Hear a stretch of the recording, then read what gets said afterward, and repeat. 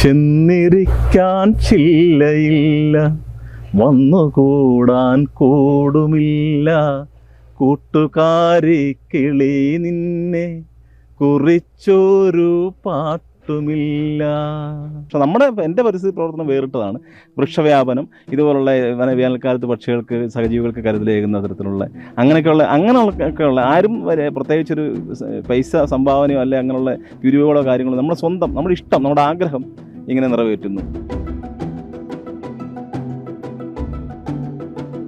ആദ്യകാലങ്ങളിൽ ഞങ്ങൾക്കൊരു petrol autorickshaw ഉണ്ടായിരുന്നു. ആ പെട്രോൾ ഓട്ടോറിക്ഷ എൻ്റെ കൂട്ടുകാരൻ എനിക്ക് വാങ്ങിച്ചു തന്നായിരുന്നു. ചങ്ങാതിക്കൂട്ടം എന്ന് പറഞ്ഞ എനിക്കൊരു SSLC ബാച്ച് എൻ്റെ കുറിച്ച്. അത് കുറേ വർഷം അതിനകത്തുള്ള ഈ യാത്ര തുടങ്ങി.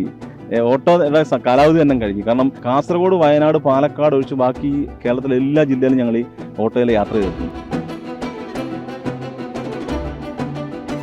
പരിസ്ഥിതിയിലേക്ക് ഇറങ്ങാൻ ഒരു പ്രചോദനം ശരിക്കും അന്തരിച്ച PT തോമസ് MLA, അദ്ദേഹത്തോടെ ഞാൻ യാത്ര ചെയ്തിട്ടുണ്ട് ഒരുപാട്. അദ്ദേഹത്തിൻ്റെ ചില പരിസ്ഥിതിയോടുള്ള ഇഷ്ടം ഞാൻ നോക്കിക്കണ്ട് അതിനെ മാതൃകയാക്കിയ ആളാണ്. വെളിയിലോട്ടൊക്കെ പോയി ഇതുപോലെ ഓരോ പരിപാടിയൊക്കെ ചെയ്ത് ഓരോ ക്ലാസ്സുകളും കേട്ടു അങ്ങനെയൊക്കെ വന്നപ്പോഴാണ് നമ്മൾ പ്രകൃതിയെക്കുറിച്ച് ഇത്രയേറെ ഒരു ഭവിഷ്യത്തിൻ്റെ വാക്കിലോട്ടാണ് നമ്മുടെ പ്രകൃതി പോകുന്നത്.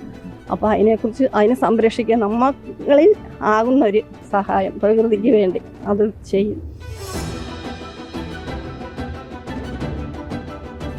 നമസ്കാരം. മറുനാട് നിന്ന് പരിചയപ്പെടുത്തുന്നത് ഒരു വ്യത്യസ്തമായ കുടുംബത്തെയാണ്. പൂമരത്തണൽ പ്രകൃതി കുടുംബം.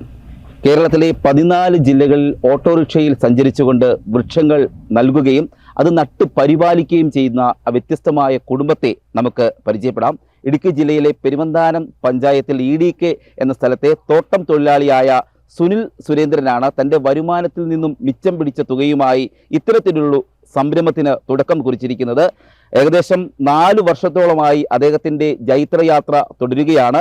പ്രകൃതിയും കുടുംബത്തെയും ഇഴചേർത്ത് നിർത്തിക്കൊണ്ടുള്ള അദ്ദേഹത്തിൻ്റെ ജൈത്രയാത്രയുടെ പ്രകൃതി സംരക്ഷണത്തിൻ്റെ വിശേഷങ്ങൾ നമുക്ക് അദ്ദേഹത്തിനോട് തന്നെ ചോദിക്കാം. പൂമരത്തണൽ പ്രകൃതി കുടുംബം എന്നാണ് നിങ്ങൾ പറയുന്നത്. അപ്പം നിങ്ങൾ കേരളത്തിൽ നടന്നിട്ട് വൃക്ഷത്തൈകൾ നൽകുകയാണ്. എങ്ങനെയാണ് നിങ്ങളുടെ പരിപാടി? ഇപ്പോൾ നമ്മൾ കഴിഞ്ഞ 2021 ഡിസംബർ മാസം 23-ാം തീയതി പമ്പയുടെ പുണ്യനദിയായ പമ്പയുടെ തീരത്ത് നിന്ന് പുണ്യം പൂങ്കാവനും കേരള യൂത്ത് പ്രൊമോഷൻ കൗൺസിലും ചേർന്നുകൊണ്ട് ബഹുമാനപ്പെട്ട IG വിജയൻ സാറും ഞാനും എൻ്റെ മക്കളും കുടുംബവും അടക്കം ഒരു വൃക്ഷത്തൈ പമ്പാനദി തീരത്ത് വെച്ച് നട്ടുകൊണ്ടാണ് തുടക്കം കുറിച്ചത്. അതിനുശേഷം അതൊരു ഇന്നും ആ തൈ വലുതായി. കഴിഞ്ഞ ദിവസം ഞങ്ങൾ അതിൻ്റെ പണം ശബരിമലയ്ക്ക് പോയപ്പോൾ അതിൻ്റെ ഫോട്ടോ എടുക്കുകയും ചെയ്തു. അത് കാണുമ്പം നമുക്കൊരു വലിയ സന്തോഷമാണ്. അപ്പം അങ്ങനെ അതിൽ നിന്ന് തുടങ്ങി ഇന്ന് ഏകദേശം 82,000-ലധികം വൃക്ഷത്തൈകൾ നടുവാനും അത് വിതരണം ചെയ്യാനും കൂടി, നടുകയും വിതരണം ചെയ്യുകയും കൂടി ചെയ്തു.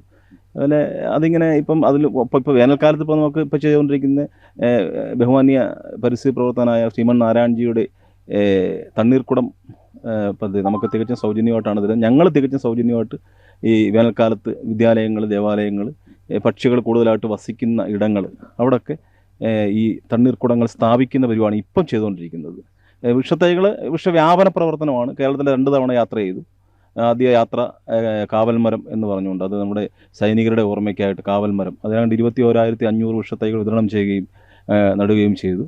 ശേഷം രണ്ടാമത് കഴിഞ്ഞ വർഷം ആദരണീയ സുഗതകുമാരി ടീച്ചറിൻ്റെ സുഗത സൂക്ഷ്മവനം, അതായത് ടീച്ചറിൻ്റെ 90ാമത് നവതിയോടനുബന്ധിച്ച് സുഗത സൂക്ഷ്മവനം എന്ന പേരിൽ ഞങ്ങൾ തിരുവനന്തപുരം മുതൽ കാസർഗോഡ് വരെയുള്ള സ്ഥലങ്ങളിൽ, തിരഞ്ഞെടുക്കപ്പെട്ട സ്ഥലങ്ങളിൽ എല്ലാ ജില്ലകളിലും അതുപോലെ ഇപ്പോൾ അതും വിദ്യാലയങ്ങളും അതുപോലെ തന്നെ വിശിഷ്ട വ്യക്തികൾ, സാഹിത്യകാരന്മാർ, എഴുത്തുകാർ, ടീച്ചറിൻ്റെ വഴിയെ സഞ്ചരിച്ച പല പ്രമുഖ വ്യക്തികളുടെയൊക്കെ വീടുകളിൽ ചെന്ന് ഇത് തൈ നടുകയൊക്കെ ചെയ്തു. 14 ജില്ലകളിലും. ഓരോ പദ്ധതിക്കും ഓരോ പേരുണ്ടല്ലേ, അതെന്താണ് അങ്ങനെ ഒരു ലക്ഷ്യം? പേരിടാനൊരു കാരണം, ആദ്യം ഞങ്ങൾ 50,000-60,000 തൈകൾ പബ്ലിക്കിൽ നട്ടു. പക്ഷെ അത് വേണ്ട രീതിയിൽ പ്രയോജനപ്പെട്ടില്ല. അത് പിന്നീട് നമുക്കൊരു സ്വയം ഒരു തോന്നലുണ്ടായി. ഇതൊക്കെ എങ്ങനെ ഉണ്ടാകുന്നതെല്ലാം ഈശ്വര നിശ്ചയമാണ്, ഭഗവാൻ തരുന്നൊരു തോന്നലാണ്. അപ്പോൾ ഓരോ പേരിട്ടുകൊണ്ട്, ഉദാഹരണത്തിന് പൂജയ്ക്കൊരു പൂജാമരം, അത് ഞങ്ങളൊരു ചെയ്തിരുന്ന പരിപാടിയാണ്. 108 മഹാദേവ ക്ഷേത്രങ്ങളിൽ 108 കൂളത്തൈ നടന്നൊരു പരിപാടി.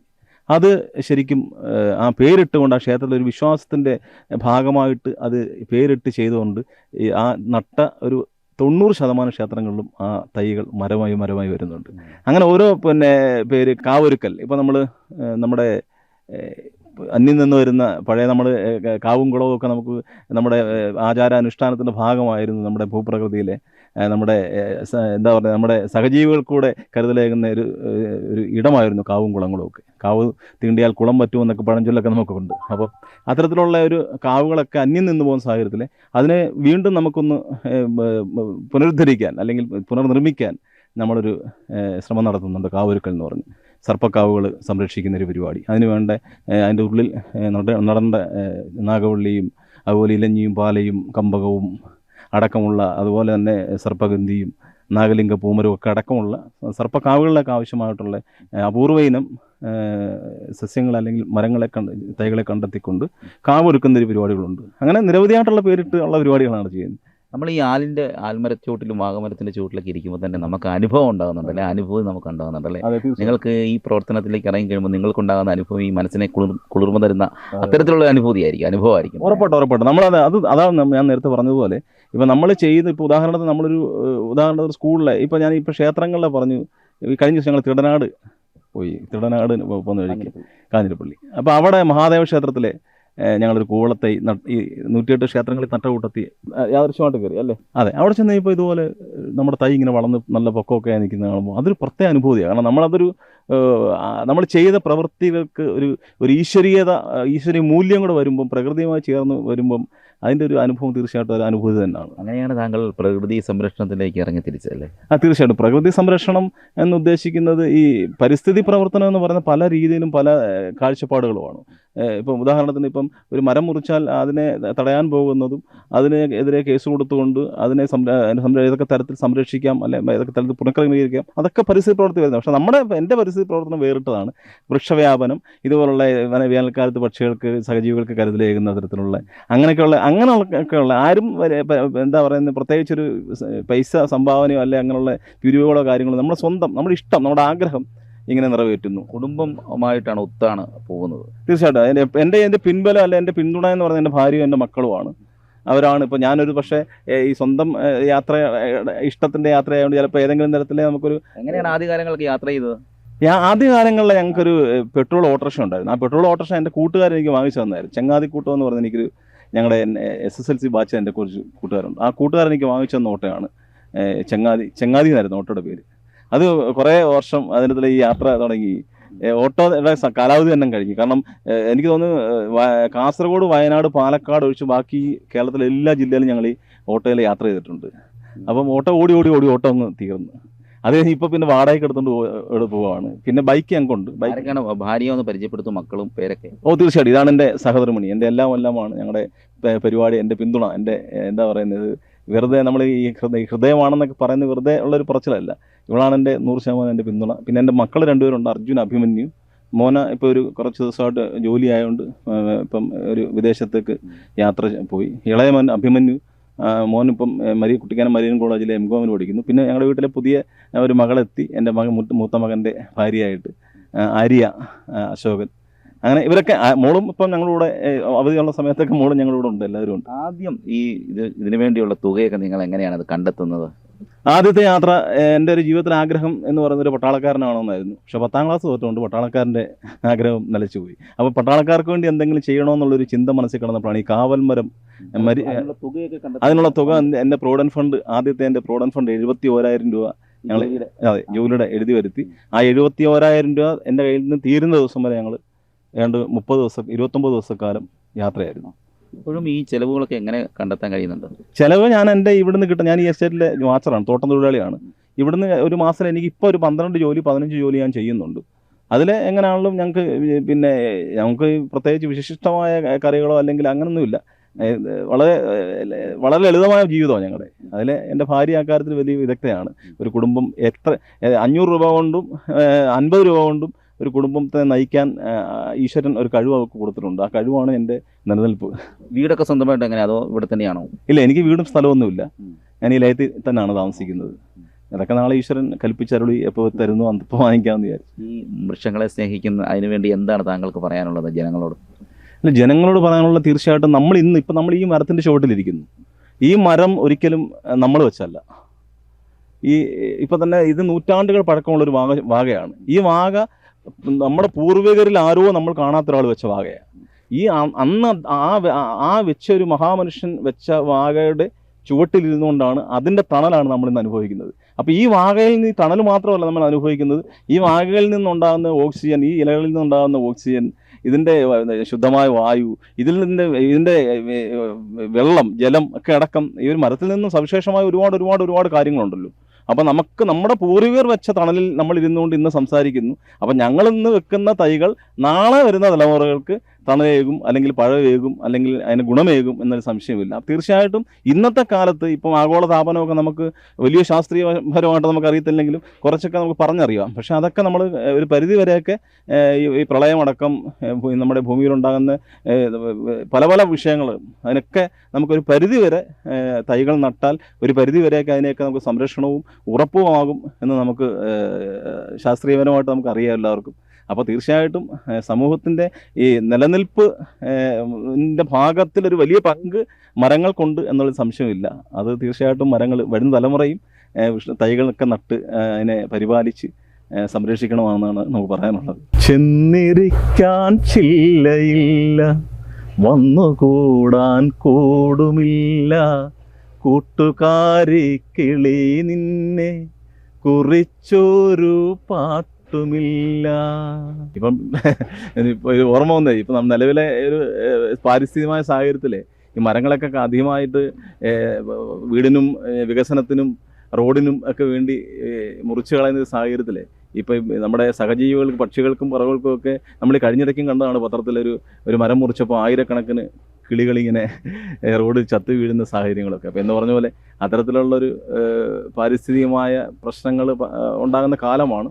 എന്നിരുന്നാലും കുറച്ചുകൂടി കരുതലോടുകൂടി സമൂഹം ഈ ഒരു പരിസ്ഥിതിയെ കാണണം എന്നാണ് നമുക്ക് പറയാനുള്ളത്. എങ്ങനെയാണ് ചേട്ടൻ ഈ രംഗത്തേക്ക് ഇറങ്ങുന്നത്? ശരിക്കും 4 നൂറ്റാണ്ട് കാലമായി സാമൂഹിക ജീവകാരുണ്യ പ്രവർത്തനങ്ങളായിരുന്നു ആദ്യം. പരിസ്ഥിതിയിലേക്ക് ഇറങ്ങാൻ ഒരു പ്രചോദനം ശരിക്കും അന്തരിച്ച PT തോമസ് MLA, അദ്ദേഹത്തോടെ ഞാൻ യാത്ര ചെയ്തിട്ടുണ്ട് ഒരുപാട്. അദ്ദേഹത്തിൻ്റെ ചില പരിസ്ഥിതിയോടുള്ള ഇഷ്ടം ഞാൻ നോക്കിക്കണ്ട് അതിനെ മാതൃകയാക്കിയ ആളാണ്. അദ്ദേഹത്തോട് ഇന്നും ആ കാര്യത്തിൽ അദ്ദേഹം നമുക്ക് സ്വർഗീയനാണെങ്കിലും അദ്ദേഹത്തിൻ്റെ ഒരു അനുഗ്രഹം എനിക്ക് ആ കാര്യത്തിലുണ്ട്. അദ്ദേഹത്തിനോട് എനിക്ക് വ്യക്തിപരമായി വലിയ താല്പര്യമുള്ള ആളാണ്. അദ്ദേഹത്തിനെ കണ്ട് ഇഷ്ടമുള്ള ആളാണ്. പിന്നെ ഞാൻ മാവേലിക്കരയിലായിരുന്നു ജനിച്ചതും പഠിച്ചതുമൊക്കെ. അവിടെ എൻ്റെ നിരവധിയായിട്ടുള്ള ഗുരുനാഥന്മാരുണ്ട്. ഒപ്പം എൻ്റെ ആത്മീയ ഗുരുനാഥൻ ബ്രഹ്മശ്രീ സതീഷ് ഭട്ടതിരിപ്പാട്, അതോടൊപ്പം CR ആചാര്യ, അങ്ങനെ നിരവധിയായിട്ടുള്ള ഗുരുസ്ഥാനീയർ ഉണ്ട്. അവിടെയൊക്കെ ഒരു കൃപ ഒക്കെ ഉണ്ട് നമ്മുടെ ഈ ഒരു പരിപാടിയിലൊക്കെ. ഈ രംഗത്ത് ചേട്ടന് നിരവധി അനുമോദനങ്ങളൊക്കെ ലഭിച്ചിട്ടുണ്ടല്ലേ? പുരസ്കാരങ്ങൾ കുറേ ലഭിച്ചിട്ടുണ്ട്. 2008 മികച്ച സാമൂഹിക പ്രവർത്തനമുള്ള സംസ്ഥാന ന്യൂനപക്ഷ വകുപ്പിൻ്റെ അവാർഡ്, 2010 ഗവൺമെൻറ് ഓഫ് ഇന്ത്യയുടെ ദേശീയ അവാർഡ്, യൂത്ത് അവാർഡ്, പരിസ്ഥിതിയുമായിട്ട് ബന്ധപ്പെട്ട നന്മമരം സംസ്ഥാന പരിസ്ഥിതി അവാർഡ്, ഇപ്പോൾ പരിസ്ഥിതി മിത്ര, അതുപോലെ തന്നെ ഗ്ലോറിയസ് അവാർഡ്, ഇപ്പം ഈ വർഷത്തെ സർക്കാരിൻ്റെ പരമോന്നത ബഹുമതിയായ വനമിത്ര. ഇതൊക്കെ ഈശ്വരീയ അനുഗ്രഹമാണ്. നമ്മുടെ കഴിവ് എന്ന് വിശേഷിപ്പിക്കാൻ പറ്റത്തില്ല. ദൈവം തരുന്നവരെ കഴിവുകൾ നമ്മൾ ഏതെങ്കിലുമൊക്കെ തരത്തിൽ നമ്മൾ ഉപയോഗിക്കുന്നതുകൊണ്ടാണ് ഇതൊക്കെ നമുക്ക് തേടിയെത്തുന്നത്. അത്ര തന്നെ. നിങ്ങളെല്ലാവരും ചേർന്നാണല്ലേ ഈ ഒരു സംരംഭം ഇറങ്ങി തിരിച്ചിരിക്കുന്നത്? എങ്ങനെയാണ് ചേച്ചി നൽകുന്ന പിന്തുണ? ഞങ്ങൾ 100% ഞാനും എൻ്റെ മക്കളും കൂടത്തിലുണ്ട് എപ്പോഴും. എല്ലാ കാര്യങ്ങൾക്കും ഒരിഷ്ടമായിരുന്നത്. അപ്പം ഞങ്ങൾ ആ കൂടത്തിൽ നിന്ന് എല്ലാ ഇഷ്ടങ്ങൾക്കും കൂടെ നിൽക്കുന്നു. യാത്രയൊക്കെ പോകാൻ എൻ്റെ മക്കളുള്ളപ്പോൾ ഞങ്ങൾ 4 പേരും കൂടെ ആയിരുന്നു. അവർക്ക് അവരുടെ ജോലിയും പഠിത്തമൊക്കെ ആയിട്ട് മാറി നിന്നു. അങ്ങനെ പിന്നെ ഞങ്ങൾ 2 പേരും കൂടെ ആയി. പിന്നെ ഞങ്ങൾക്ക് ഇതിന്ന് ഇങ്ങനെ പോകുന്നതിൻ്റെ പ്രയോജനമായിട്ട് ഞങ്ങളുടെ മക്കളെ ഞങ്ങളുടെ കോളേജ്, മരിയൻ കോളേജ്, എൻ്റെ മോനെ, ഞങ്ങളുടെ മകനെ പഠിപ്പിക്കുന്നുണ്ട്. എല്ലാ കാര്യങ്ങളും ഞങ്ങൾ MCOM BCOM കഴിഞ്ഞ് ഞങ്ങൾ മാറ്റാൻ വേണ്ടി പോയതാണ്. അപ്പോൾ അവിടുത്തെ അച്ഛന്മാരും സാർമാരും പറഞ്ഞ് ഞങ്ങൾക്ക് അവനെ തന്നേക്കാം, നിങ്ങൾ ചെയ്യുന്നതിൻ്റെ പ്രതിഫലമാണ് മകനെ ഞങ്ങൾക്ക് തന്നേക്കാൻ പറഞ്ഞുകൊണ്ട് അവരെല്ലാ കാര്യങ്ങളും അങ്ങനെ എല്ലായിടത്തും ഒരു പിന്തുണ എവിടെ ചെന്നാലും ഞങ്ങൾക്കൊരു പിന്തുണയുണ്ട്. ആ ഒരു പിന്തുണയുടെ ഞങ്ങൾക്ക് പ്രകൃതിക്ക് വേണ്ടി ഞങ്ങൾ ആരിൽ നിന്നും ഒന്നും പ്രതീക്ഷിക്കുന്നില്ല. പക്ഷെ ഞങ്ങളുടെ മക്കൾ അത് സാർമാരും ഞങ്ങളുടെ ഗുരുക്കന്മാരും ഞങ്ങൾക്ക് നല്ല പിന്തുണയായിട്ട് നിൽക്കുന്നുകൊണ്ട് പ്രകൃതിയെ സ്നേഹിക്കുന്ന ആ ഒരിത് നമുക്കൊന്നും അറിയത്തില്ല. ഞങ്ങളൊരു തോട്ടം തൊഴിൽ, ഞങ്ങൾക്ക് ഇവിടെ കിടന്ന് ഞങ്ങൾക്ക് മരത്തിനെ കുറിച്ച്, നമ്മളെ മരത്തിൻ്റെ ഇടയിൽ കിടക്കുന്ന നമുക്ക് അതിനെക്കുറിച്ചൊന്നും അറിയത്തില്ലായിരുന്നു. പക്ഷെ ഞങ്ങൾ വെളിയിലോട്ടൊക്കെ പോയി ഇതുപോലെ ഓരോ പരിപാടിയൊക്കെ ചെയ്ത് ഓരോ ക്ലാസ്സുകളും കേട്ടും അങ്ങനെയൊക്കെ വന്നപ്പോഴാണ് നമ്മൾ പ്രകൃതിയെക്കുറിച്ച് ഇത്രയും ഏറെ ഒരു ഭവിഷ്യത്തിൻ്റെ വാക്കിലോട്ടാണ് നമ്മുടെ പ്രകൃതി പോകുന്നത്.